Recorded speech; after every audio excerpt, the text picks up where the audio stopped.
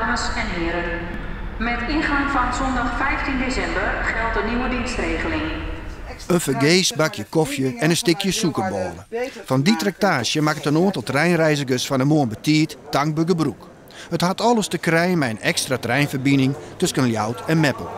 Van Joert af riet er van Manjoen en mij Vreed alle uren een extra trein tussen Ljouwert en Meppel.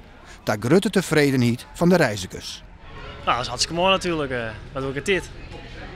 Goedemorgen. Kopje koffie? Ik drink geen koffie. Nee, geen koffie? Nee? Jawel? Ja. Zoek hem maken. Wij willen een fjouwe trein daar.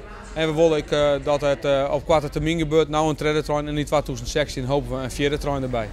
De extra trein is het gevolg van een project tussen de provincie en de NS. Beide partijen willen het treinverkeer tussen Ljouwert en Zwolle verbeteren. Station Zwolle is een van de grootste treinknooppunten van ons land. Het is dan ook opvallend dat de extra treinen stoppen in Meppel. Het station dat krijgt voor Zwolle leidt. Ik kan u verzekeren dat de dienstregeling is een ingewikkelde puzzel. Maar met deze extra sprinter vanaf Leeuwarden zijn er voor de mensen uit Leeuwarden veel meer mogelijkheden. Ook om naar Groningen of naar de Randstad en Zwolle te reizen. Ja, dus dit is het veel beter dan tot nu toe. Dus dan zou ik zeggen, misschien kan het altijd nog beter. Maar dit is natuurlijk een hele goede eerste stap. Ook in de samenwerking die wij verder met provincie Friesland hebben voor betere verbindingen.